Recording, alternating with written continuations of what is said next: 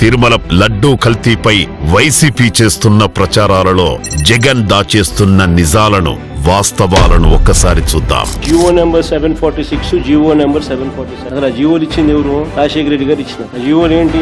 టీటీడీని 7 కొండలుగా గుర్తించింది రాజశేఖర రెడ్డి గారు నాన్న. టీటీడీ పరిధిని 350 కిలోమీటర్లకు పెంచింది నాయన. తిరుమలకు 7 కొండల పరిధిని నిర్ణయిస్తూ మా నాయన వైఎస్ఆర్ జీవో 746 ఇచ్చారు అన్నాడు జగన్.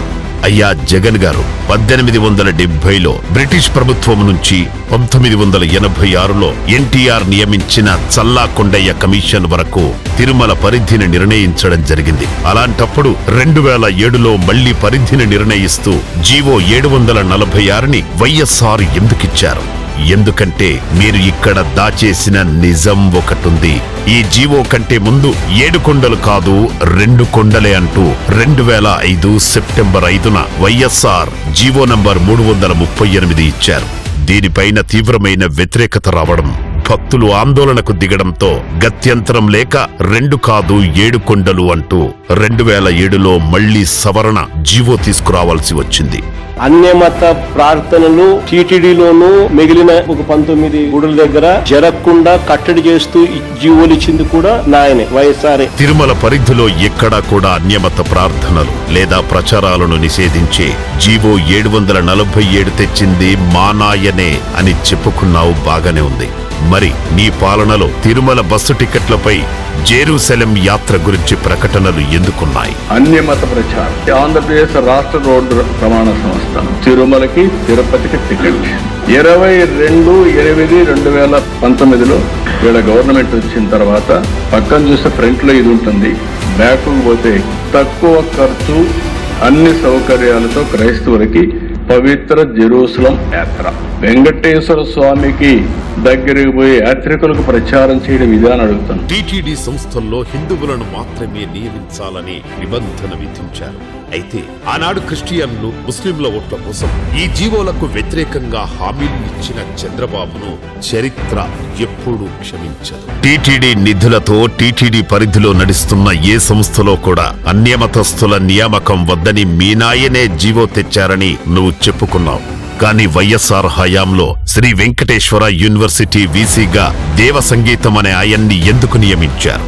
టీటీడీ గ్రాంట్స్ తో నడిచే పద్మావతి యూనివర్సిటీకి వీణా నోబుల్ దాస్ అనే క్రిస్టియన్ మహిళను వీసీగా ఎందుకు నియమించారు?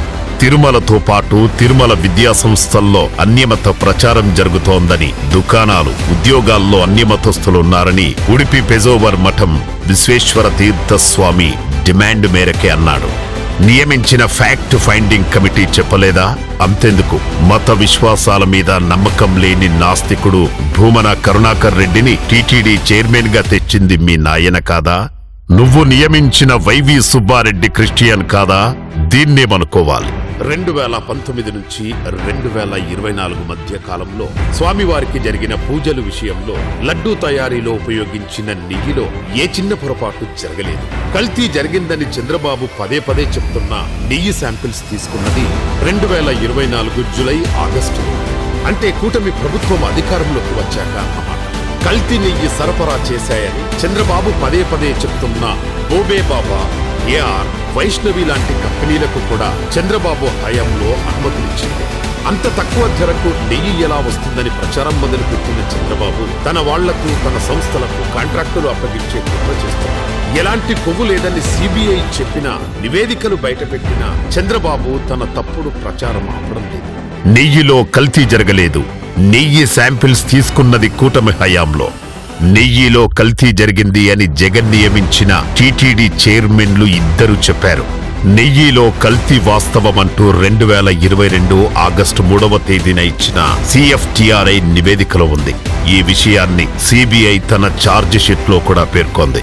2022లో అధికారంలో ఉన్నది నువ్వు కాదా జగన్ రెడ్డి? ఇవి కేవలం ఉదాహరణలు మాత్రమే. ఇలా చెప్పుకుంటూ పోతే జగన్ ప్రచారం మొత్తం అబద్ధాల అల్లికే. ఇప్పటికైనా జనం ముందుకొచ్చి చేసిన పాపానికి క్షమాపణ కోరుకో జగన్ రెడ్డి. అంతేకాని ఇలాంటి ఫేక్ ప్రచారాలు ఎన్ని చేసినా జనం నిన్ను నమ్మరుగాక నమ్మరు.